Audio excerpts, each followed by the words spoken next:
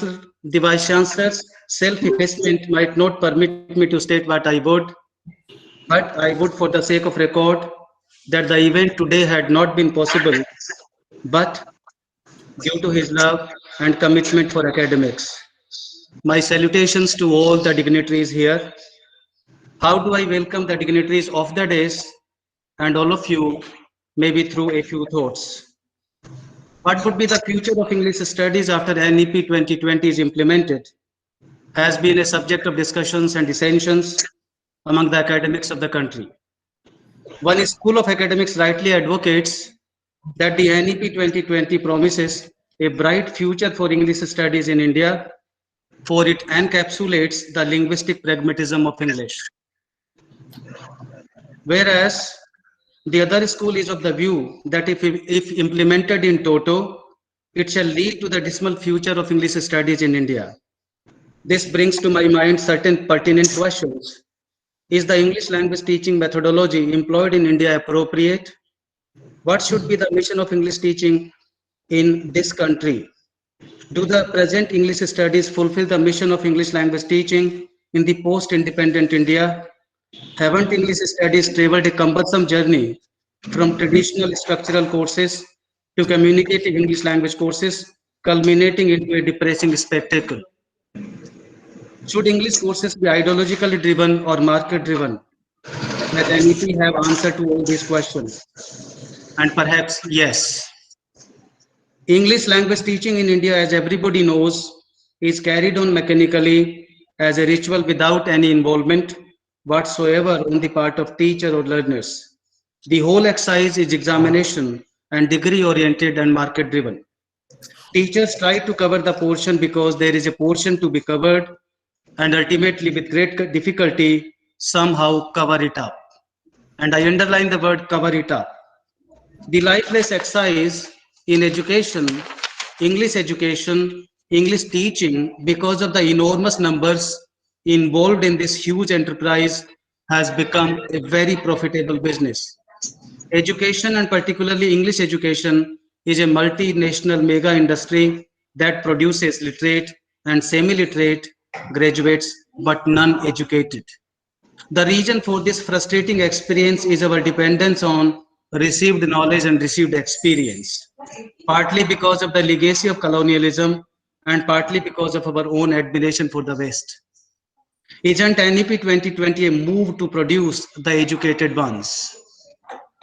It will be suicidal to say that English is not necessary for modern India. English has become an international necessity for social and economic success in the world today. People want English for living. English has an interactive role to play.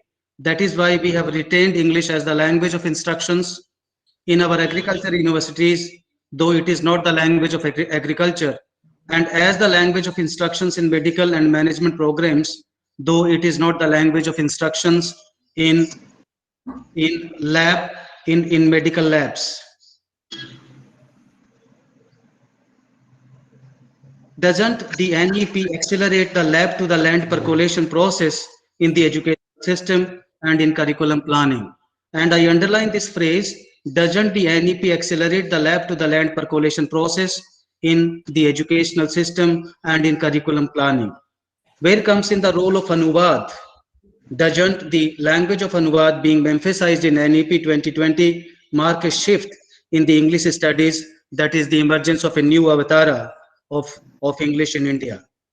Doesn't the NEP through the language of Anuvad emphasize that we need to own up English for our own purposes? And I put the word own up within quote unquote. Is NEP not an endeavor to free English courses from received knowledge and received experience? Does NEP mark a shift from intellection to pragmatism? Isn't it a move from examination-driven English studies to English studies which espouse the curricula that promote critical thinking? I was so glad when Professor S.K. Sharma from Allahabad, he made a call to me and he said, sir, I would like to speak on critical thinking. I was so glad that ultimately there is a person who has got this point, and I think that would be something very interesting when we hear him. As a matter of fact, English studies should no more be a means to project Angrejiyat but Indianness to the outside world. The NEP 2020 very well spearheads this. NEP 2020 promises to create an active interface of languages and literatures of the subcontinent and English.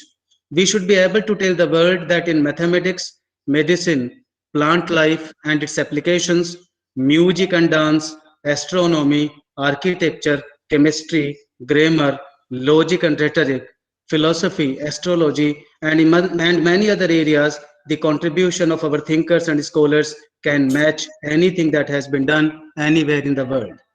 Doesn't the NEP resound with the idea we must use English but project India?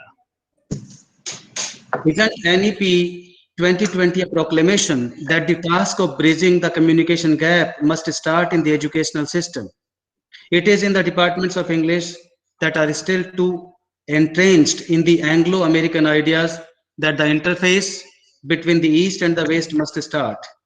Doesn't the NEP indicate a move towards building this interface?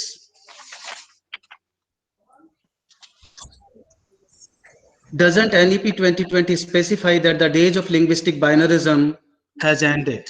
That is one language in opposition to the another language. Doesn't it very tacitly tell us that linguistic continuum, which is also the law of nature, is to acquire prominence? Hasn't the hierarchy of language in India another form of discrimination done a great harm to the country? I will be talking about it in the technical sessions when I will be talking about my experiences with the tribals. Isn't NEP 2020 a move towards the abolition of that hierarchy?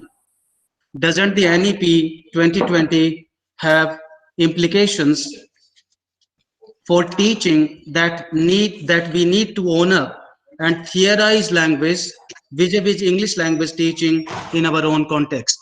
And this is again something very significant that I would like to point out here. Doesn't it imply that code mixing and code switching have become the buzzwords because we need English for critical thinking and creativity? In the forthcoming 2 days, we intend to deliberate on these and the related issues. Once again, I welcome you all. Thank you so much. I welcome Professor Kapoor also, my mentor, and as I said, the pater familias in the field of English language teaching, in the sense that he made the pioneering efforts or endeavors to decolonize English studies in this country. Sir, by your leadership and presence here, we shall be immensely benefited. Thank you so much. Once again, I welcome you all and overwhelmed by the grand presence of all of you. Thank you so much.